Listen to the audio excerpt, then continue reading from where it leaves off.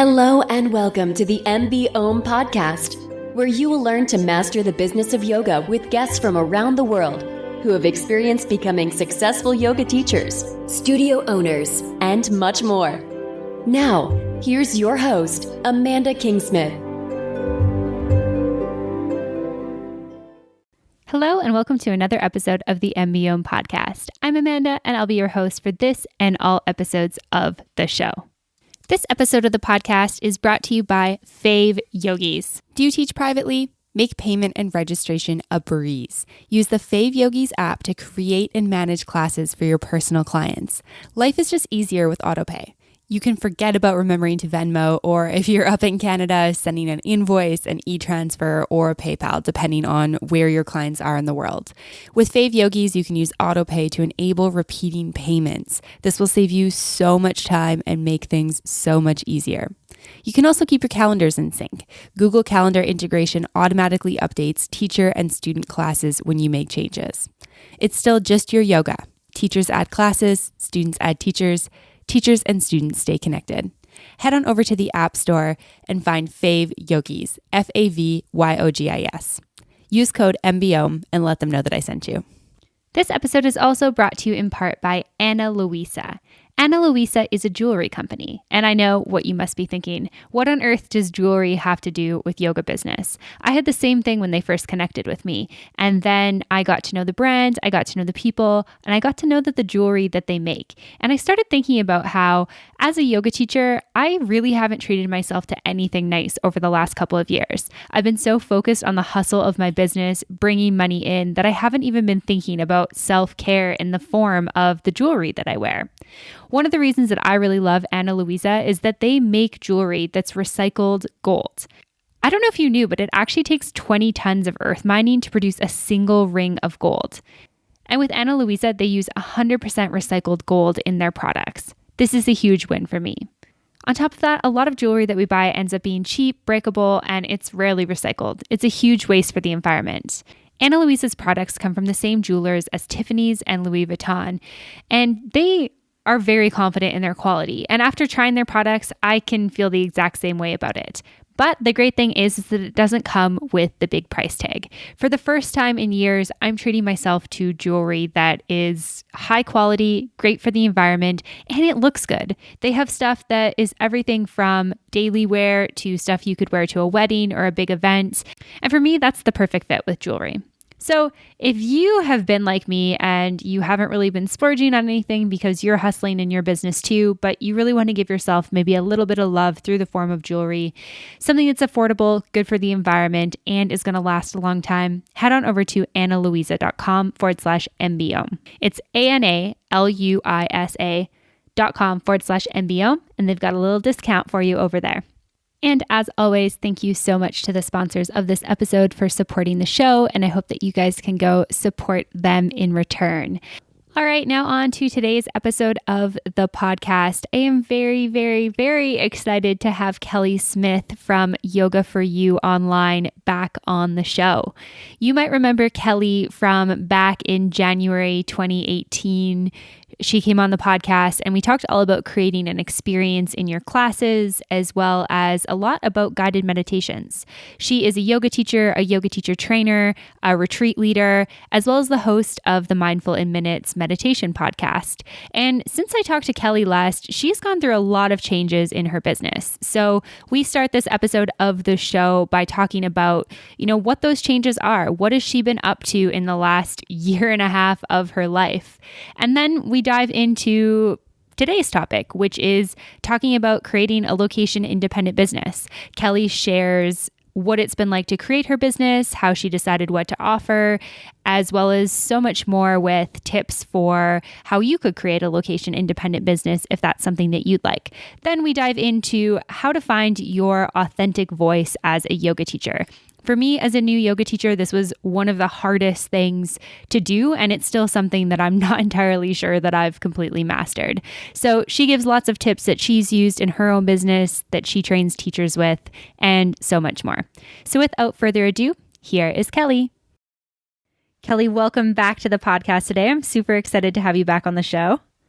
I'm so happy to be back and doing it again with you. Yeah, me too. It's been such a long time since we caught up. So it's really, really fun to be chatting with you. And the last time we put out an episode together was the beginning of 2017. So your whole story in that is on that episode. So I'll put a link to that so people can learn a little bit about who you are and your backstory. But I was thinking, can you just catch me up with where you've been at and what you've been doing with your business over the last year and a half? Yes. And funny story, the first time I was on your show, that was the first podcast interview I'd ever done. Oh my gosh, that's amazing. It was the very first one. And now I feel like things are just so life has just kind of started to go a little wackadoo in a good way. But so that episode is very near and dear to my heart because it was my first one ever. And I was incredibly nervous. I love it. I had no idea you were nervous. But that's a good tip for everyone listening. Fake it till you make it. So even if you're nervous for your first podcast interview, you just have to go for it. But in the meantime, I would say in the last year and a half, my business has kind of shifted almost completely to location independent. So I've really started focusing on doing continued ed trainings, teacher trainings, retreats, things like that. And what I've done is I have started taking, since Yoga for You is an accredited yoga and meditation school, is I've started going all over, not only in the US, but kind of all over the globe and going to other studios and doing pop-up trainings or leading trainings. If maybe they aren't accredited, I can come do this pop-up, do a training, take everything down and go back home. And so I've been doing a lot of that. I've been doing a lot of trainings in some of the less physical forms of yoga, which are my favorites, like restorative yoga, yoga nidra, of course, meditation. And then I've really been working on my podcast, the Guided Meditations podcast, and that has become so I can't remember. Had I started my podcast? I think I just started it when I spoke to you last. Yeah.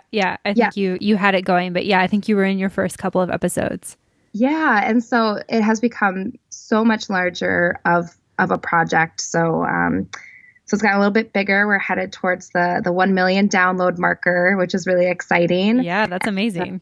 And so there's just, I feel like things have kind of really started to just get a lot busier. And I also feel like I'm really starting to hit my stride with what my offerings are and what makes me really come alive in my business. And being able to offer my trainings and things internationally has made it really awesome because, as you know, because you travel all the time, it's really great to be able to go different places and be able to work kind of from anywhere in the world. So that's kind of what I've been doing. And I've moved, I think when I spoke to you, I was in Michigan. Now I'm in Minnesota because, for some reason, the universe only ever sends me to M states. I don't know what it is. I've lived in Minnesota, Missouri, Michigan, and now Minnesota again. Oh my gosh. So I know. I don't know what it is. So I'm back to another M state, but Minnesota is home. So we just recently moved back here. And I think that's kind of it. Yeah, that's amazing. I've loved watching your business grow, and it's really amazing that you've been able to take it location independent. And I think there's a lot of yoga teachers out there listening who are probably tell me how you do that. A lot of people want to have that freedom in their schedule and the ability to move around. And, I know that you moved because of your husband's work and that sort of thing, and being able to move with your partner without worrying about your business just completely dissolving is really amazing. Do you have any tips for people who maybe want to make that transition or things you've learned over the last year and a half of doing this? Yeah, that's a good question. I think part of it is to always keep an open mind and be able to look at things objectively. So the reason that I actually that I turned my whole business to location independent is because it used to be very location dependent, and that just wasn't working. And so I had to look at my business very objectively and look at, okay, what is working for me and what is not working for me. And I couldn't let my ego get in the way because it's hard to look at something you've created and then be like, this really isn't working. When I last talked to you, I had kind of an online studio, kind of a subscription base. And really when I looked at it, that just wasn't working. So it was really hard for my ego, but I had to pull that. And then I was like, oh, these trainings are doing really well. And so I kind of doubled down on that. And I feel like a big piece of it is look at what's working and what's not working. and pull what's not working and double down on what is working. So for me, since my business is a yoga and meditation school, I kind of thought about all of the different studios and things because I used to be a studio owner. I knew that doing trainings and events and things like that is a huge piece of their revenue. And so I wanted to be able to partner with them to be able to come and do like pop-ups so that then, they can have some revenue and some traffic being driven through their studio. And then I also get to travel and offer my trainings and do what I love. So I guess my advice is kind of twofold. One, always look at your business objectively. So if you try something and you really give it your best try, it's just not working, that's okay. Just go back to the drawing board, try something else. And then also think about how you can solve a problem for someone. So for me, it's solving the problem of maybe studios are not quite getting the revenue that they want, or they want to be able to offer trainings, but they just can't because they don't have the experience or accreditation or whatever it is. And figure out what problem you can solve for your clients and your students, and then kind of present it that way. Like, hey, you probably are having this problem and I already have a solution to it. And it really does help to kind of grow your business that way by thinking about what problem you're solving. And then you have to just like put yourself out there and I've heard no so many times. It's like, it doesn't even faze me anymore. And so if you just kind of put yourself out there and say, hey, like I offered this thing, I really think it would be a good fit. Would you like to talk about it? Or if you're trying to do retreats or anything adds that travel element to it, you're going to hear no a lot, but you kind of just have to put yourself out there and keep trying. Mm-hmm. Yeah. And that's like, when it comes to our egos, I feel like that's the hardest part. And I guess I'm curious, you mentioned something that I think is really important, which is knowing when to, or letting pieces of your business go that aren't working. So it's like, might be something that you're really excited about and you launch it and you think it's going to be awesome. And then it's crickets, or maybe it's really slow signups, or maybe you can't run it. And, that just happens. It's a part of running a business. How do you know when to like try again with it? And how do you know when to just like let it go? So I usually look at it from two different ways. Usually the first time you try something, it's not, unless, you've really like struck gold. The first time or the first few times are definitely slower. I remember when I was first trying to like start offering like retreats and things, I had to like, I could hardly even like give spots away in my retreats, like the first one. And you just have to get kind of like those trailblazers, like those early adopters to kind of, take a chance on you and give it a shot. And then ever since then, it's like every single one just gets like easier and easier and easier to fill. So part of it is don't necessarily give up like on the first try, because it always takes a while. A lot of people like to sit back and watch and be like, I don't know, this is the first time Kelly's offering maybe this training or this retreat. I kind of just want to see what it's like, maybe watch on social media, or my friends going, I'll hear from them, and then wait to hear that it's great. And then they'll do it the second time. So I wouldn't get discouraged necessarily the first try. But I usually look at it two different ways. One, is it something like, do I enjoy it?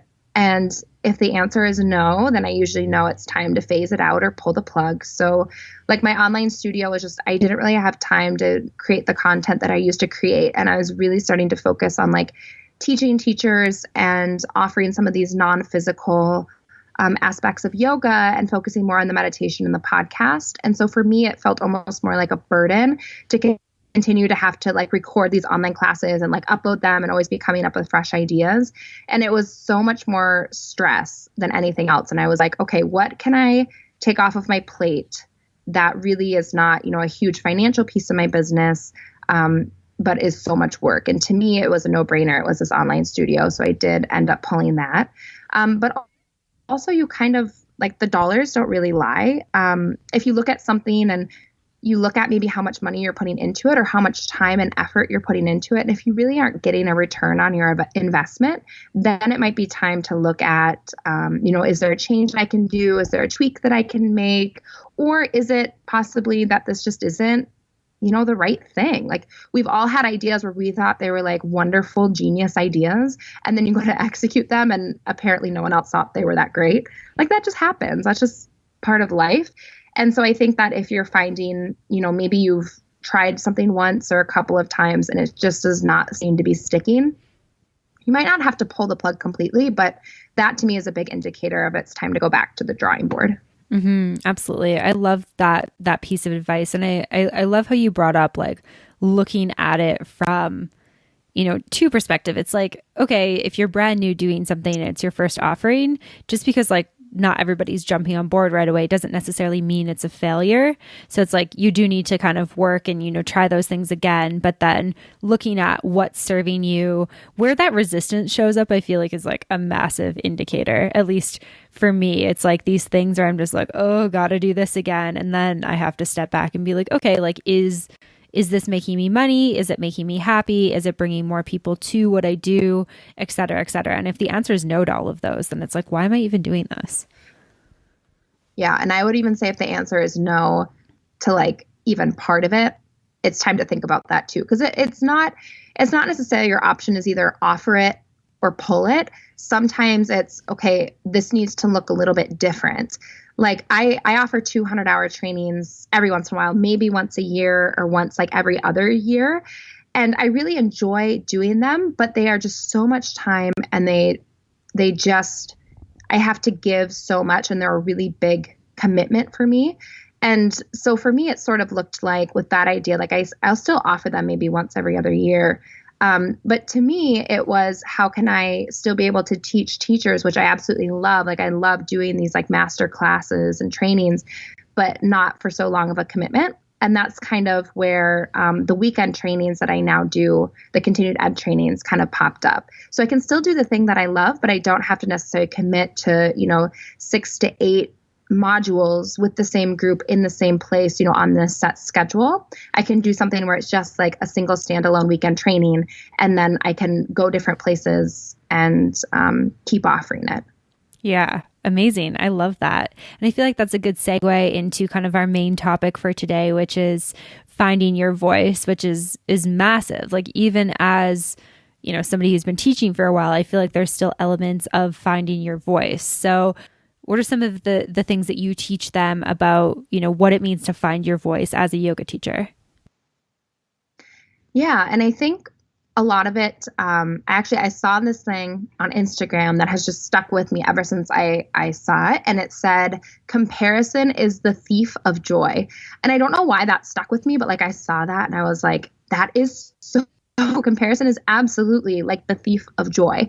And I always tell people that it's so easy to get stuck into that wheel of comparison. So I do have there's certain questions and journaling exercises that I have people go through that I will certainly tell you about. But usually where I start is I always just try to empower my students and my people to recognize people come to learn from you because of you, right? Someone could go and take a meditation teacher training with, a lot of different people. There are absolutely, it's not like I'm the only person that offers a weekend meditation teacher training. There's so many other people, right? But the reason that people are coming to my trainings are because of me and the way that I deliver the information. Someone may choose to go do it with someone else because they like the way that they deliver the information. And so same with retreats and things. I mean, people could go to Bali and do yoga with a lot of people, but people choose to come and do it with me because of the way that I teach and the way that I deliver the information. And so I always try to remind people that are teachers for every student, but not every teacher is for every student. And that's okay, right? There will be people that won't necessarily care for the way that you teach, or maybe they're just not your student. And certainly I'm sure there's all been times where, we've taken a class or maybe a training or a workshop or something with someone. You're like, they were okay. They're just not like my teacher. They don't quite resonate with me. And that's going to happen to you. And that's okay. And so I always try to empower my people to, when you're trying to find your voice, try to take out that element of, well, this person, does it this way, or they're always really funny on Instagram and they have tons of followers. So maybe I should try to be really funny and then I'll have lots of followers, or, this person does it this way, or that person does it that way, or my own teacher, always does this. And I love when she does that. And that's all good. But when you're finding your voice, no one can really do that for you except for yourself. And it's that voice and it's that authenticity that really resonates with your students. And so I find that the teachers of mine that I've trained or I've worked with or mentored, the ones that really are able to kind of connect with their true self or their voice, and they just share that, they typically have so much more abundance and like attendance in business and everything than any other teacher. And I really do think it's because, one, you can't really teach authenticity. And I certainly, like, I could never teach you, Amanda, how to be you, because I wouldn't know. Only you would know. Mm-hmm. And I try to empower my people to not get stuck into the wheel of comparison. And when you start doing this work, to just be okay with whatever comes up and to stick with the parts that resonate with you, even if you're like, well, I don't know, no one else is really doing it that way, so maybe I should do it that way. But you may be the one that people are waiting for. There may be students out there that haven't quite found their person, and it's not until you show up with your voice that something resonates. Mm-hmm, mm-hmm. I love all of that. And I think it's so true that nobody else can show up exactly like you. I like to think about that when I get into that comparison mindset, or if I get into kind of like lack mindset, like this idea that, oh, there's so many yoga teachers and there's not enough space for me, or, even with my podcast or my business, like, oh, there's so many other podcast hosts, like, who am I to do a podcast? And I think it's like, nobody else is going to do a podcast exactly like me. Like, somebody could literally start another Mastering the Business of Yoga podcast, and it still wouldn't be the same because it's not their voice doing it. And I think that that's something that is really, really, really hard as humans to remember, but so, so important. And it is, I think it's really hard, especially, I mean, we all know that the yoga industry is a pretty saturated industry, and I think that that's okay. And it is something, I mean, just like you said, right? There's so many people out there that offer, restorative yoga teacher trainings, or, I mean, think about 200-hour teacher trainings. There's so many people offering those. But the reason that people come and choose mine is because they like the way that I deliver it, or my voice resonates with them. And it's really just about, not trying to capture every single student. It's just about finding the ones that really need you and finding your students and then serving them. Mm-hmm, mm-hmm, absolutely. I love that. And so one of the things as a new teacher that I think is quite hard is you get into class and you've got all this information you want to deliver and you start teaching, and then you recognize like, oh, everyone's body looks really different, and oh, there's something going on over here, and you're trying to like share these things, and it takes a lot of practice to kind of like find your voice within the studio setting. And I found, at least for me, it was kind of like I said a lot of the things that I heard in training. So it's like, for example, if I trained under you, it's like I'm parroting a lot of what you would say.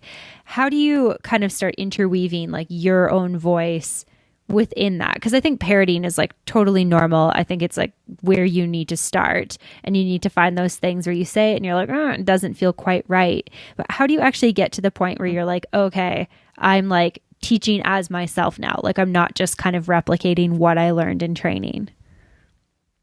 Yeah, that's a great question. And I completely agree with you. Like especially when you're a newer teacher, or maybe you're just learning a new style, you will absolutely sound like the person that trained you. Like when I'm sitting there, my 200-hour trainings, and my students are doing, their final class, and they're all nervous and whatever. I mean, they're using the words that I use, and they're using, the cues that I use and all of that. I mean, it's only natural that you do that. But what you have to do, like you said, is you have to challenge yourself to start weaving your voice in with that. And a lot of that too is, it takes a little bit of time to build up your confidence, and that's fine. Like, be patient with yourself, be kind to yourself. But what I always recommend people do is, one, I think it's really important to keep a home practice for a few different reasons. But a lot of that, I think it's important to keep a home practice because when you're trying to find your voice, what I find is the most useful is to start thinking about how these things and these poses or the sensations really feel for you. Because there'll be times where I will, maybe I hear some of my students and they use a cue that I always use, but then they'll tell me later, they'll be like, well, I never really understood like what that meant, or that never really resonated with me. I'm like, then why are you saying it?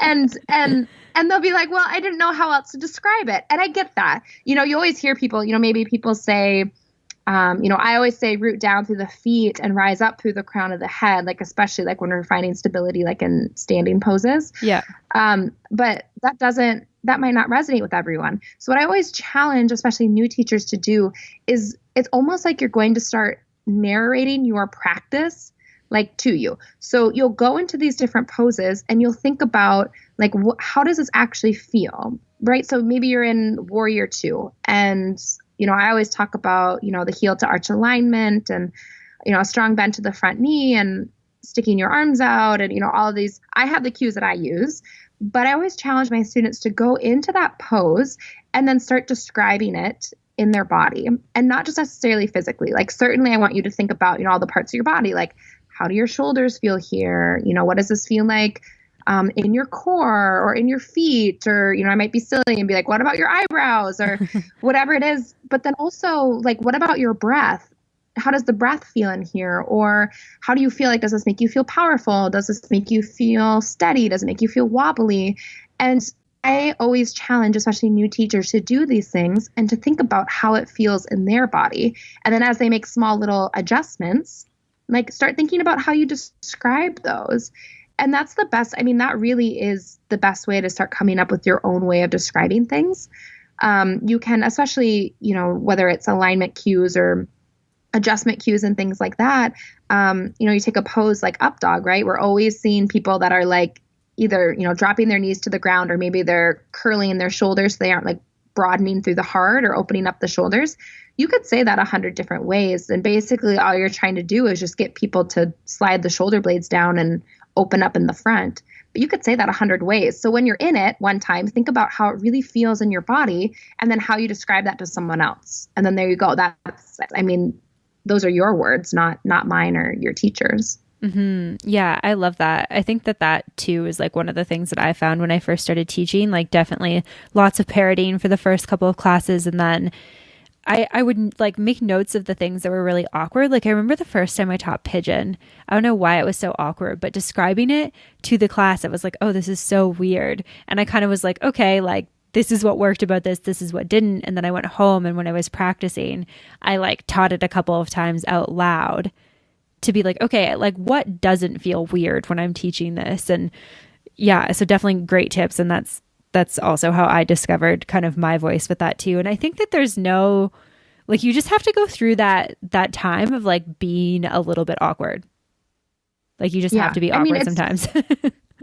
Right. And you're learning a new skill. And that's what I always like try to remind my students. It's like, you're learning something new. If you were learning like a new language or something, you wouldn't be like, oh, I didn't master it my first try. It's like, well, of course you didn't. But sometimes I feel like we hold ourselves to a different standard, or like we go to classes and a lot of times we'll go to classes with really experienced teachers and we just assume that like somehow they just kind of like popped up and they were really like authentic and, good at what they do and, had all these great ways of describing things, but they went through that same process. I mean, my classes, I think about when I used to teach, when I started like years ago, and they were so clunky and they were just like, I just said all these things because like I heard other people say them, but I didn't really know necessarily like what they meant, or it didn't really resonate with me. And so then I had to figure out like how to really describe things my way. And I have a tendency to kind of use like, I don't know if you want to call it like silly or just kind of more like real world examples or whatever it is, but the way that I tend to describe things, it's not necessarily going to be very like out there and, and then feel the energy moving and coursing through your body and things like that. I might say something like that, but a lot of times I'll say something like, yeah, we're going to work on opening up your hips. So go ahead and, you're sitting down. So grab your shin, bring it in towards your chest and rock it around like a yoga baby or something like that. It's like, that's how I would describe something, where another teacher might describe like a functional movement like that as something completely different. Right. And that's okay. That's just the way that, that's kind of the way that I talk is I just sometimes say things that are like a little silly, but that's just who I am. And that's part of my voice. And it's okay to describe things differently. Yeah, absolutely. I love that. I also describe that exact same thing as rocking the baby. I'm always like, I don't think this this doesn't have a Sanskrit name, and I just call it rocking the baby. I love it. Yeah. Or like I always tell people when I'm describing like Mula Bandha, the root lock, right? Like you can that I describe it is if you were like in an airplane and you were going to the bathroom and you forgot to shut the door and someone walks in on you and you went, and then you like jumped and you stopped the flow of urine like really fast. That was you activating Mula Bandha. Oh my gosh. Like that's how I describe it. Is everyone going to describe it like you got walked in on in an airplane bathroom? No, of course not. But that's like how it feels for me when I was learning how to like master Mula Bandha. I was like, oh, this is the same thing that I do if I get like startled when I'm going to the bathroom. Yeah. And that's just how I describe it. And that's how it felt to my body. And I've had so many people that like, they're like, people have tried to explain this to me before. I couldn't connect with it. And it wasn't until you told me, it's like you were, startled on the airplane going to the bathroom that I finally like got that movement or that sensation. Yeah, no, that's hilarious. I love that. Hey, yogis, we're just taking a quick break from the podcast to talk about getting more students into your yoga studio. Are you a studio owner that's working 16 to 18-hour days but still struggling to grow? Or are you a well-established studio with healthy monthly revenue but membership growth has plateaued? If either of these sound like you, I've got the perfect solution. Most studio owners get marketing all wrong. Tell me if this sounds familiar. You're writing blogs, posting daily on all the social media sites, sending out email newsletters, blah, blah, blah. While these activities might get you a new member or two eventually, it will take months or even years before they pay off. You need new members today. Starting in July, Ron Medlin, owner of Rebel of Growth, an agency that focuses specifically on helping yoga studios grow memberships, is hosting the 30 Members in 30 Days Challenge, where he'll show you how to add 30 new members to your studio in the next 30 days. You'll leave this challenge having everything you need to drive people through your doors and turn them into long-term members starting day one.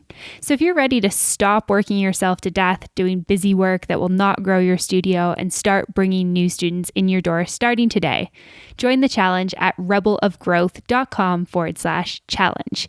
Once again, that's rebelofgrowth.com/challenge. Oh, and did I mention that the challenge is totally free to join? It's going to be super fun and a great way to get new business into your yoga studio. This episode of the podcast is also brought to you in part by Offering Tree.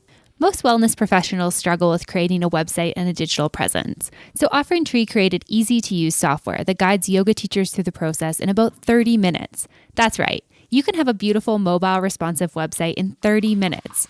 Offering Tree's website tools allow teachers to put their class schedules on their own branded website and allows their students to book classes and even pay online. It also supports one-on-one appointment booking. Your Offering Tree website will have a whole host of other tools to help you be a successful teacher, like newsletter and a blog, website traffic analytics, search engine optimization, client communication tools, and more. Offering Tree really does make it simple to have a website and takes care of the tech side of teaching. So if you've been putting off creating a website because you think it will be a headache, you should really give them a try. To get started on your website, go to offeringtree.com/MBOM and receive 50% off your first 3 months.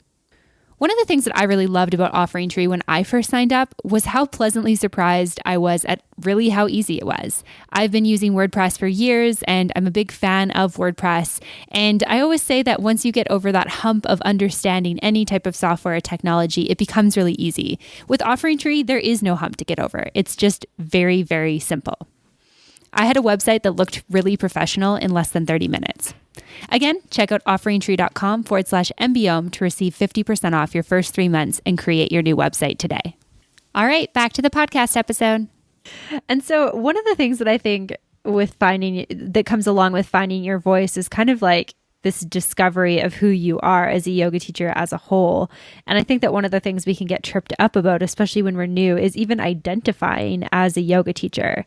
And so I'm curious, with like kind of finding your authentic voice and who you are, there's like this whole sort of exterior piece of being like, hey, I'm a yoga teacher, which feels really weird when you just take this training and then you're like, oh, I guess I'm a yoga teacher, but I don't really teach yoga yet, but I want to teach yoga. How do you kind of like start identifying as a yoga teacher so that you can start like figuring out who you are as a yoga teacher? Ooh, that's a really good question. I think the only thing that comes to mind for me, and this might seem like such an obvious answer, is like just when people ask you, what do you do? Just start telling them that you're a yoga instructor or you teach yoga or whatever it is. And like, it feels weird at first. Like, I don't know if you felt this way, Amanda, but like after I'd started my podcast, and that's probably one of the things people know me best for, it felt weird when people were like, what do you do? I was like, oh, I'm a podcaster. And I don't know what it was. I was just like, I don't know, that just sounds like weird to say. But that is like what I do. It's a lot of what I do. And so I think just starting to tell people like, this is what I do. And part of that's good for your business too, because, people are never going to come. If people don't know you offer a service, how will they ever be able to, use that service of yours? Mm-hmm. So if you don't tell people what you do, that's, then they're never going to know that you offer things. There's probably a bunch of people that are like, oh, really? You teach yoga? I would love to come to one of your classes, or I'd love to have a session with you, or whatever it is. But I think just starting to just start doing it, just start telling people that that's what you do. And then you can tell them more about it and say, yeah, I did just start, or, I just finished my teacher training. I'm really excited to get teaching, or whatever it is. But I think you just start telling people, and every time it gets a little bit easier, it feels a little bit like less weird.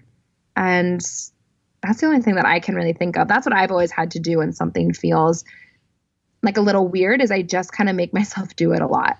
Yeah. And then it starts feeling less weird, and I start getting more comfortable in it. And then I feel like, okay, yeah, I can really like step into this identity. Mm-hmm. Yeah. It's kind of funny that you bring up the podcast host thing, because I definitely had the same thing. And I actually remember, so I'd been doing my travel podcast for, what would it have been? Like probably 8 months, let's say. So I had a podcast for 8 months. That's a decent amount of time to like figure out your identity as a podcast host. Yet I remember I went to do my 200 hour, and we did like a big group circle, and we introduced ourselves. And I mean, my full-time income was coming from working at Lululemon at the time. And I never even brought up that I had a travel podcast. Like, it was kind of funny because a bunch of people like friended me on Facebook and started following me on Instagram, and they're like, wait, like, why did you not tell us that you had this thing? And I was like, oh yeah, I kind of like forget that it's a part of who I am. Like, it was really easy for me to be like, oh yeah, hey, like, I'm Amanda, I work at Lululemon, versus being like, hey, I'm Amanda, I work at Lululemon and I host a podcast. And I had the same thing. Then I got my teacher training, and it's like, oh, now I'm like Amanda, and I work at Lululemon, and I have a travel podcast, and I'm a yoga teacher, I guess. I don't know. Yeah, it's hard. It's tricky, and I don't know, it feels weird. And I feel like part of it is, and I can't speak for you, but at least for me, part of it was like kind of this vulnerability thing of like, I've always done things like a little bit differently. And, I don't know anyone else, at least in my immediate life, that, has a meditation podcast. And it just was kind of like, it's easier for me to be like, oh, I'm a yoga instructor, I'm a business owner, whatever it is. And then not necessarily, being like, yeah, I run a, location independent yoga and meditation school, and I'm a podcaster. And I don't know what it is, but for me, that just feels like very vulnerable, or it kind of like almost lights up that part of me that's like, oh no, imposter syndrome. But it's not. I'm not being an imposter. I mean, that is what I do. And I think it wasn't until people started recommending my own podcast to me then that I was like, wow, I really need to start telling people like what I do, because, and this has happened to me multiple times where people will like recommend my own podcast to me.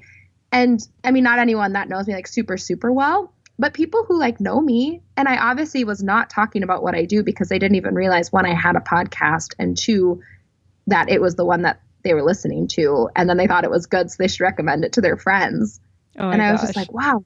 Yes. And that's when I was like, I obviously need to start telling more people what I do. Yeah. Yeah. I've had the same thing. Like, even sometimes now, like if I'm talking to somebody that maybe I don't want to go into the whole like spiel of what I do, or maybe I feel like they're going to be confused by what I do. And maybe this is because you and I kind of have these like similar unconventional paths, but sometimes they'll just be like, oh yeah, I'm like a freelancer.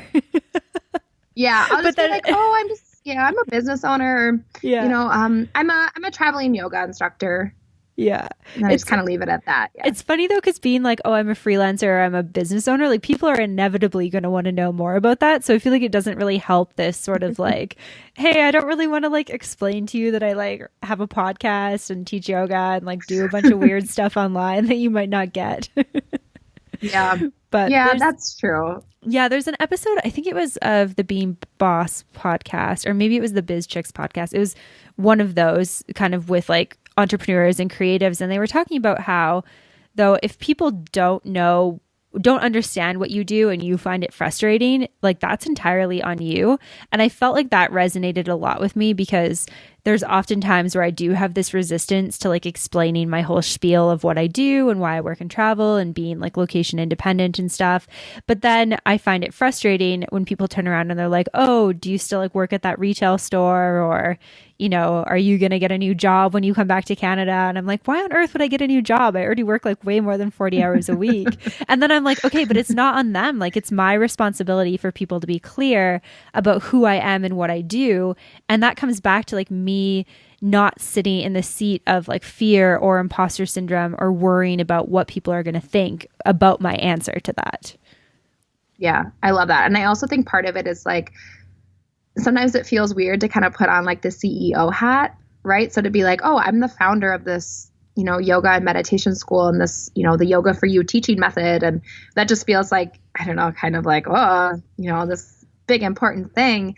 But I also think part of it too is like as entrepreneurs or like kind of like yogipreneurs like we are, is that you just wear so many different hats that sometimes when I describe what I do, like it entails so much that I feel like I'm just giving them like this big like laundry list of things that I do. But I do really like what you said. That is interesting that if someone doesn't like recognize or understand what you do, like it's basically, you know, it's on you. It's your fault to describe that. Yeah. Yeah. It kind of makes me think about when you're talking about somebody recommending your podcast to you. It's kind of like this, oh, well, like I should have actually told you that I host this before you told me to listen to it. And I mean, it's like, you know, we're completely imperfect beings that are just trying to do our best. So we're never going to like perfect this, but it is a reminder of, you know, just getting out of our comfort zones and being uncomfortable with these types of conversations and with these situations. Yeah. Yeah, I think so too. And I think that, yeah, I disagree with that completely. Yeah, for sure. And so we've talked about it a little bit, this like imposter syndrome. I feel like imposter syndrome for me has shown up in my life in many different circumstances, but definitely when I started teaching, it was like getting opportunities. Like, who am I to teach these people yoga? Like, who am I to be in front of them, telling them what to do with their bodies? And I think that that's really common for most humans, but especially for yoga teachers. What are some of your top tips for kind of getting over imposter syndrome, and especially when you're kind of new into yoga teaching? Yeah, I think part of it, and this is not my attempt to bring us back to our topic, but I really do think the biggest part of it is discovering your own voice and connecting with your true self, because you cannot be an imposter of yourself. And if you are just sharing what you love and you are doing what feels good to you and matches your vibration, you are not an imposter in any way, shape, or form at all. And I think that also we shouldn't kind of like belittle our accomplishments or kind of, you know, make small task of the big things that we're doing and the cool things that we're doing. And I think that for me was a big challenging piece where I was like, you know, kind of like you were describing, where it's like, oh, well, who am I to say, you know, that I'm the expert on meditation where I can, you know, teach teachers or create more meditation teachers and things like that. But it's important to not make small of your accomplishments and your work. And, you know, I always have to remind myself like, well, you know, I do have all of these years of experience, all these hours of experience, you know, all of these trainings under my belt, all of these, you know, people that I've taught, and just basically my meditation toolbox is quite full. And so it's not necessarily like, well, who am I to be able to share this? But like, who am I to not share this? Like, there's people out there who want the tools that are in my toolbox. So it's kind of unfair for me to not share that. And I have to remind myself sometimes, where I think about, you know, where I'm like, oh, well, you know, maybe there's someone out there more equipped to be able to do this. And I mean, there definitely is. There always is. There will always be someone that, you know, has more knowledge than you, or has a bigger following than you, or just, you know, you perceive them to just have more than you, but they're not you. And so if, you know, no one does it the way that you do it, and as long as, you know, you're responsible, I always think about, you know, am I being responsible with the information that I'm sharing? Do I really have the qualifications to be able to share this, to knowledge to share this? If the answer is yes, then I feel good about that. And so I think that, really kind of stepping into your light and letting yourself shine, and then also connecting with your true self and connecting with your voice. Like, you are never an imposter if you're just being you. Mm-hmm. I love that. Yeah, you put that really beautifully. And I think that it is important to remember, because I think it's, it can be really uncomfortable to step into kind of like who we are and our own power. And I think it's in some ways easier to kind of like play small. Like, I think we need to be, to celebrate wins with our businesses and celebrate wins with our teaching, and to celebrate one another and share it with people so they can celebrate you. And I think it feels like a lot more awkward to do that than to just not share. Yeah. Oh, I agree completely. Yeah. Yes. It's definitely been my experience for sure. I think too, another thing with imposter syndrome, and you can let me know what you think, is like, I think, and we kind of talked about this before, but you just kind of have to dive in and take on the role of something that maybe you don't quite feel like you are that thing yet. Like, I think thinking about teaching the same as you would another job, right? It's like, you start a job and you're brand new at it and you're like, oh, well, I'm like a marketing manager now. And I feel like it's not as often that people are like, oh, who am I to be this because somebody gave you that title? And I think it's like we have to step out of permission mindset and step into our own power to be like, okay, well, I'm a yoga teacher now and I'm going to tell people this. And like, that's kind of like my job title. Nobody hands it to you the same way. They're like, okay, this is what we're going to put on your business card, etc. So you kind of have to take it yourself, which is a lot harder, but it is really important that we do that. I think that's completely accurate. And part of it, something that popped into my mind when you were describing that, is I just think about, at least for me, a lot of times, when I share my title or, founder or whatever it is, and I share that, it's like when I choose not to share that, it's almost because I'm worried like someone will or not think I'm legitimate, or I don't know, that I'm just, or whatever it is. And like, that says so much more about, I mean, realistically, that person probably, one, isn't thinking that, or two, really cares all that much. But that says so much about like how I'm feeling about myself than anything else, where I'm like, oh, but what if people think like, I'm not really a founder, I really don't own a business, or, what if people don't think I'm actually qualified to do this or whatever? Like, that to me says a lot about how I'm feeling about myself and very little about, the people around me. So when I find myself slipping into that, it's a good reminder for me to be like, okay, you're not being very kind to yourself. You're not really doing that, not doing that well by yourself. Like, need to kind of step out of that mindset.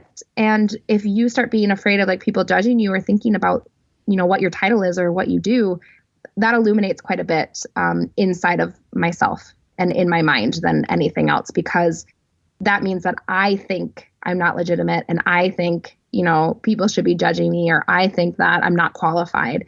And that's the real problem that I think needs to be addressed than anything else. Mm-hmm. Yeah, that's an amazing point. Like, that internal work needs to happen, and we need to be confident in ourselves and in our offerings.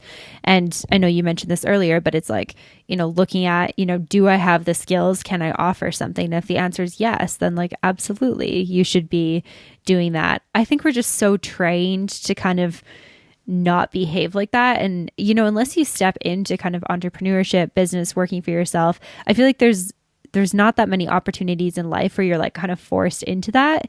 And, for anyone listening, like, if you are going to teach yoga, like, you are stepping into the role of being a business owner and an entrepreneur. Like, that's just how it is. That's how it's going to be.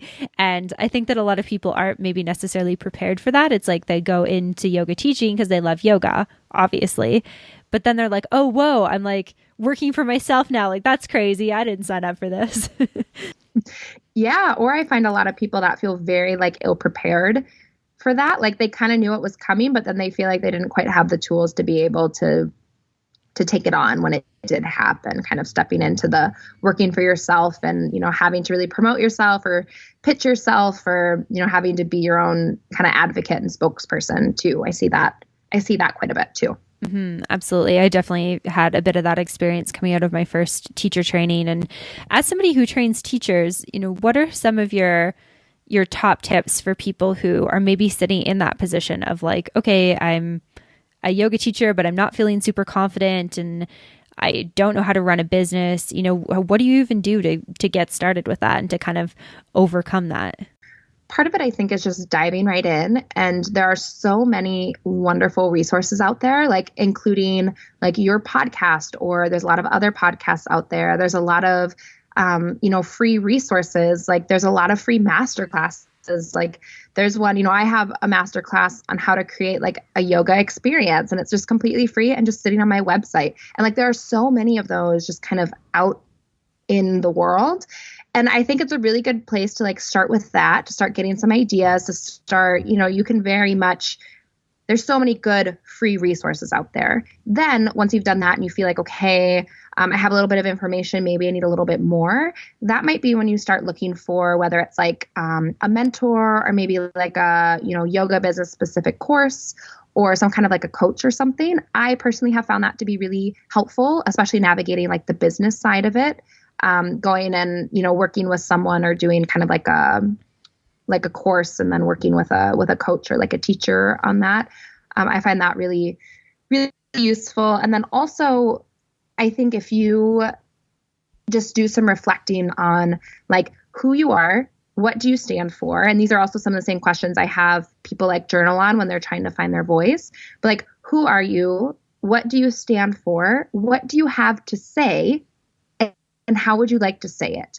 And then sometimes the business piece can come a little bit, like it can be a little bit more intuitive once you've kind of recognized like who you are, what you have to say, and how you're going to say it. And then you think, okay, well, I'm a yoga teacher, and what I have to say is that, yoga is like, for me, I can use myself as an example.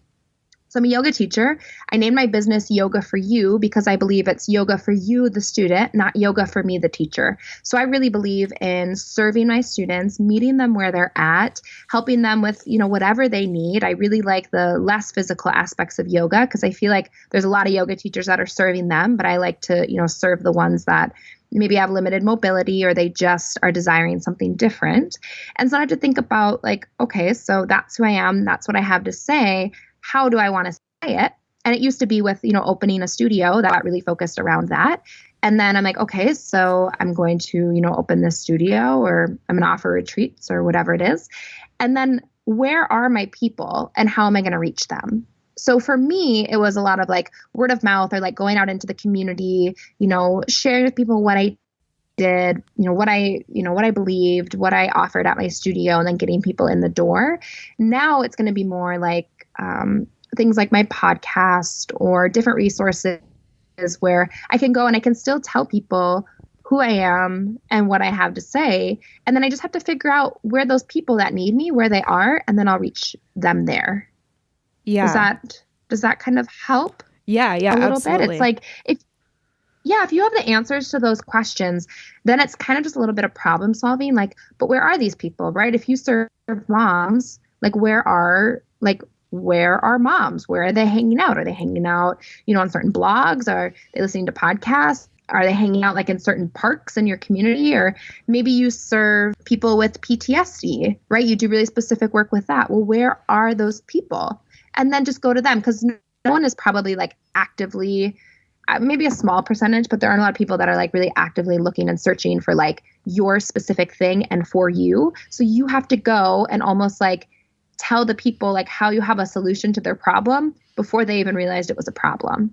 Mm-hmm. And then it comes a little bit more, it's a little bit more intuitive that way. If you just think about, this is who I am, this is what I believe, this is what I have to say, this is how I'm going to say it or deliver it. Now I just need to go find the people that need it. Right.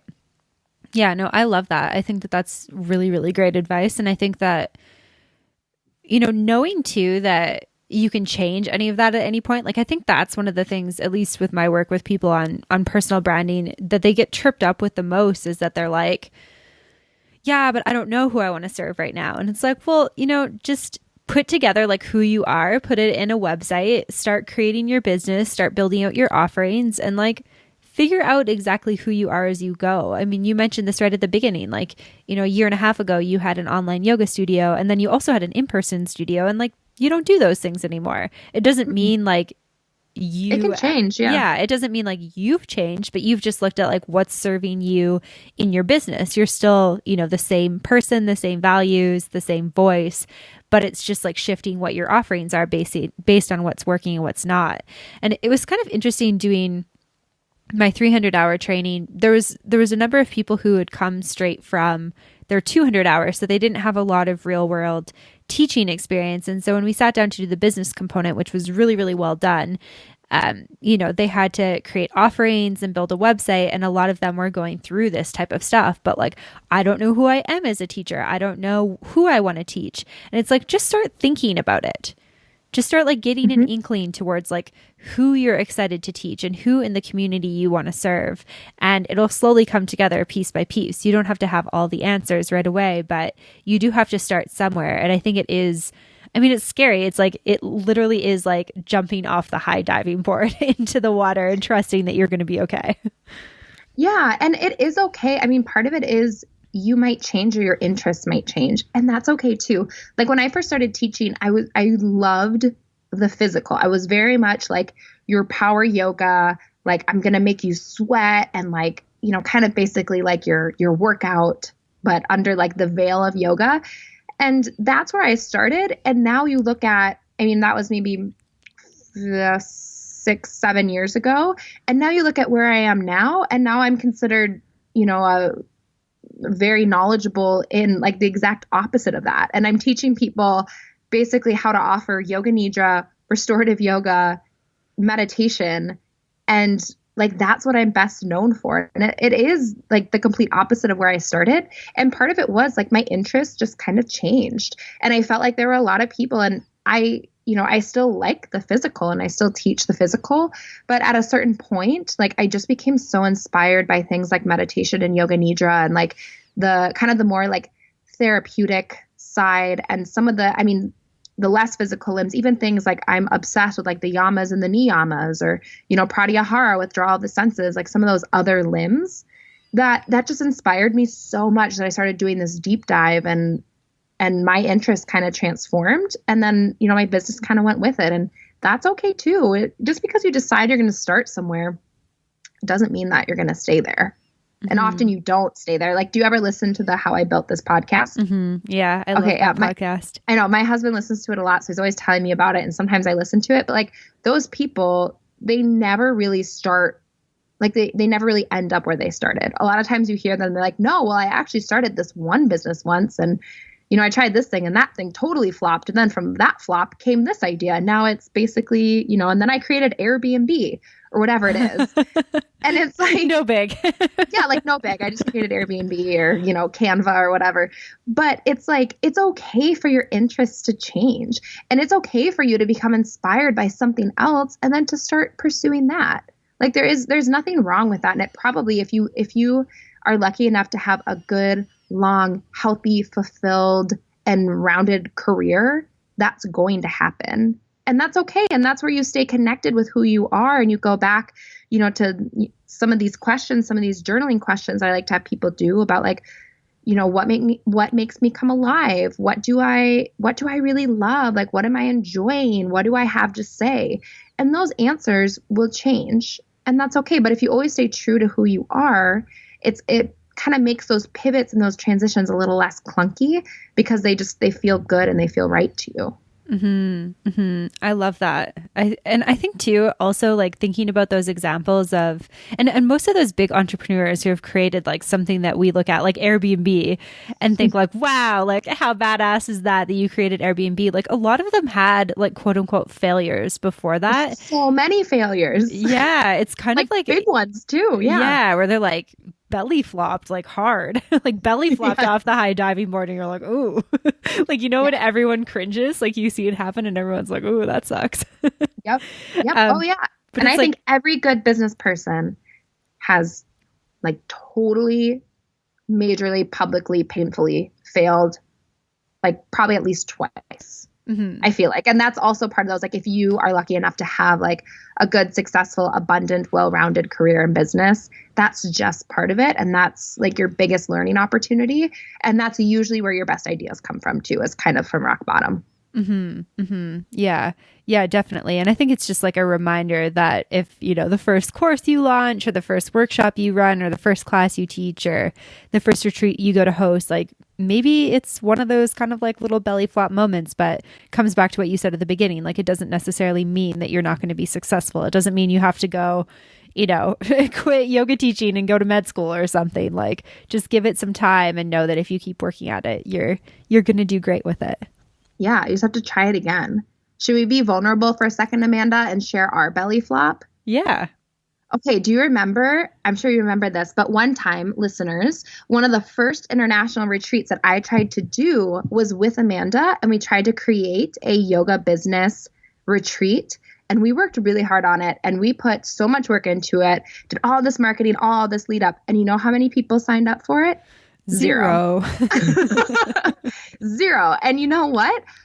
Amanda and I could have decided that, oh my gosh, that's so embarrassing. We talked about it on our podcast and we posted about it everywhere and put so much time and effort in all of the calls and all of the collaboration and all of that. I'm giving up for forever. And you know what? We're both fine. Yeah. We flopped miserably and we are fine and we are doing great. And I have offered so many other retreats. Amanda's doing so many incredible things and it's fine. And literally, no matter where you're at, you're going to fail and you're going to flop. And that's just part of it. And it's okay. And it was from then, like, I don't know how you feel, Amanda. Well, I do a little bit because we chat sometimes, but like, I learned a lot from that experience. And then ever since then, whether it was, like how I market to yoga teachers or like what I offer, or even like price points or locations and all that sort of stuff. Like I learned so much from that one experience of failure. Yeah, me too. And I think, had that been a situation maybe even like 5 years ago, like I feel like it might have been like quite hard on my ego. But yeah, I remember just being like, okay, what can I learn? Next thing, yeah. Like what can I learn from this experience? And I was like, okay, launching around Christmas, not a great strategy if you don't have if you're not like yoga girl, like I think she could have probably sold that out, but I'm not her, you're not her, and that's fine. We're who we are and we have something special to offer too. And I was like, okay, let's look at like price. So maybe these people can't pay this much. Is it possible to offer this for a lower price? Destination, maybe the destination, like location or duration. Like I think something that was really challenging about that is it was going to be like maybe 8 or 9 days long. And a lot of times, like, people, they have a hard time getting away for, that long of time. And so something more realistic is more like now I just do things for teachers that are just in a weekend, or if someone's going to do something like a mentorship or something like that, like it's pieced over 12 weeks as opposed to just a little bit over 12 weeks, as opposed to having to take off, 9 days and get yourself to Nicaragua and back. And there's so much learning in that. And then we both, I feel like, have really gone and like refined our offerings and built upon that, what on the surface was failure. Yeah, exactly. And yeah, I think it is just like, what can I learn from this experience? Like, I think it would have been easy for either of us to like, I don't know, dig our heads into the sand and be like, I'm not going to put my podcast out anymore and I'm just going to stop because nobody likes me. But I never even for a second did that cross my mind. I was just like, okay, like this didn't work. Like, what can I learn from it? How can I do this better next time? Like, what do I want to offer instead? And then I kind of moved on, and you and I are like still great. So it was a good learning experience. It was. And failure stings. Like it does, sometimes sting. Like then when people are like, oh, aren't you, going to Nicaragua to go do this thing? I'm just like, nope, I'm not. Like no one wanted to come, so we pulled it. Like it does at times kind of like, ooh, that stings a little bit, but that's okay. That's just part of life. Sometimes life stings a little bit and it's okay. It's going to, what you don't want to do is then just say, that was something, right? We were talking about, at the beginning of our chat about how, when do you know, is it time to pull something, or do we know, when do we know is it time to refine something? And like, that was my first shot at really trying to like teach teachers outside of a 200-hour training. And I definitely went and learned from that. And now the absolute biggest part of my business are these pop-up trainings where I'm teaching teachers. And if I would have been like, oh, well, no one wants to learn from me, I would not have what I have right now. But a lot of what I now is working so well for me is probably like the most abundant part of my business came from that failure and figuring out, okay, that didn't work. Let's look at why. Mm-hmm. And then refining it. And now I just do just weekends. I keep the price point, a good price point. Maybe I usually charge around $397 for weekend training, which is doable for something where you get 20 to 25 continued ed hours. And it's just something where you just come, you do it in a weekend, and you get all the tools that you need to then be able, you could start that Monday, start offering that new service. And it really was, a lot of that came from, our flop. Mm-hmm. Yeah, no, I love that. I think that that's really great. On that note, tell me about this online meditation training that you're launching really soon. Yeah, so I have, so this summer, I decided that I wanted to take, so the 3 trainings that I offer are meditation teacher training, restorative, and yoga nidra. And I decided, I have a lot of people that are always requesting, they want to take meditation teacher trainings, but they're not offered where they are. So a lot of people, in different places, different parts of the world. And so I decided that I was going to take that training and I was going to offer an online version this summer. So what I'm doing is I'm taking the entire training that I offer in person and then also adding some extra bonuses for it. And then you can take it at your pace. So enrollment goes until July 19th, and then the course gets unlocked on July 29th. And then you can totally take it at your pace. You will learn everything that you need to have the foundations to be able to teach and offer meditation. You learn things like, how to write really killer guided meditations, the different styles of meditation, and which ones might be a good fit for which students. We'll talk about, I have some extra bonuses on like loving kindness meditation and manifestation meditation and, some like marketing and how do you start offering these things? How do you weave meditation into yoga classes, right? All these different things that you can now take completely online and at your own pace. So I'm going to offer it one time this year, and then the next time that I'll offer it will be sometime in 2020. So I'm just opened up enrollment a little bit for that, and it's going well. And I'm really excited to have people that are able to come and take the training from all different parts of the globe that haven't been able to make in-person training. Yeah, amazing. I love it. And so if people are interested in learning more about that, where can they go to find that? So you can certainly go to my website, yogaforyouonline.com. But honestly, the easiest way is probably just send me an email, info@yogaforyouonline.com. I do answer every email that I get, unless it's like a ridiculous email or inappropriate or something. I won't answer those. But if you have a legitimate question, and this goes for not only the meditation teacher training, but if you have questions about like finding your voice or, things that Amanda and I talked about today, like I'm also happy to help guide you with that as well. So you could just send me an email and I'll send you all of the information. And then, if you have any questions or anything like that, because I want to be able to help guide people and make sure that it's the right fit for them as well. Amazing. I love that. And I know you're doing a number of retreats over the next couple of months. Can you tell me where you're going to be in case people around the world want to catch you in some sort of tropical, cool location? Totally. So this summer, if you still have not planned your summer vacation, you can come with me to Peru. We're going to be in the Sacred Valley in August. And then, of course, we'll go see, Machu Picchu and do all of that. And then in the fall, in October, I'll be in Bali. And then you can always I have a tendency to announce my next location after one retreat wraps up. So you'll want to probably keep your eyes open between August and September. And because usually then I'll announce, 2020. But if you are looking more for like a training or something like that, I will be, I'll actually be in Canada. So I will be in Amanda's home-ish, not the exact same part. Obviously Canada is big, but I will be in her country this summer. And also I'll be back in the fall, and then I'll be in the UK. So I'll be in England in September. And then I have different things like Maryland and a couple other cities in the US as well. And then I'm trying to get over to Australia in 2020. That's something that I'm trying to work on. So hopefully soon, my Australian friends, I will be seeing you too. Amazing. I love it. It's so cool to see how many offerings you have going on. And yeah, I'll make sure there's links for all of this stuff. Have you been to Peru before? No, I've never. This is like the first retreat that I've done that I haven't, it'll be my first time too going there. Yeah. Okay. Peru I'm so is like, excited. yeah, Peru is amazing. You're going to have a great time. I've been to Peru twice. I've been to Machu Picchu twice. Like Peru is just really, really special. So I've yeah. also heard like it has such like a healing energy to it.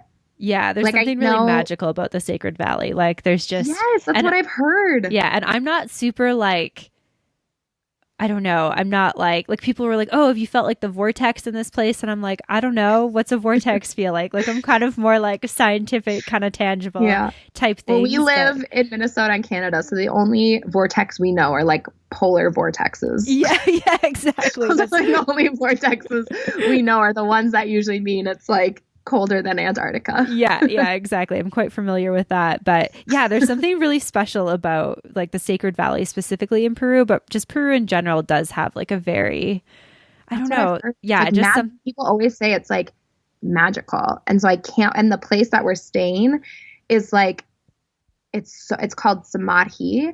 And it's like, I'm not kidding you, the yoga studio that I go practice in, it's like built into the side of a mountain and all the walls are like glass. And you are just like you have to, I'll have to send you a picture, but it's like the most beautiful thing I've ever seen. So you're just like in the mountains, in the Sacred Valley, just like surrounded by the entire thing and this like tall glass yoga studio. And then we'll have like a shaman that's coming and doing like sound baths and like shamanic healing and just all of these really cool things. Yeah, that sounds amazing. Cool. I will make sure that there is a link for that so that if anyone else wants to go experience the magic of Peru, I definitely recommend. I'm so excited. There are still a couple of spots. So if you are listening, you're like, oh my gosh, I don't have summer plans yet, or I'm dying to do that. You can check out the information or just send me an email and we'll get you set up. Amazing. Kelly, this conversation's been so awesome. I could seriously talk to you all afternoon. It's been just great catching up with you and getting to chat about finding your voice, imposter syndrome, all that good stuff. So thank you so much for your time today. Yes, thanks for having me back. It was so fun. All right, guys, I hope that you enjoyed that episode of the podcast with Kelly Smith. Like I said on the show, all the links that she talked about are on the show notes. So you can find those at mbomyoga.com, mbomyoga.com. You can also find me on Facebook and Instagram at Mastering the Business of Yoga, and you can join the private Facebook community at Yoga Business Badasses. Just search that in Facebook, answer the questions, and I'll let you on in. That's a great place to ask questions, engage with other people who are like-minded, and all that good stuff. Of course, if you have any questions, comments, or feedback, reach out to me at info@mbomyoga.com. A special thank you to Anna Louisa, FavYogis, Offering Tree, and Ron from Rebel of Growth Marketing for sponsoring the podcast. And as always, a big thank you to you guys for listening to the podcast. I'll see you next week. Namaste.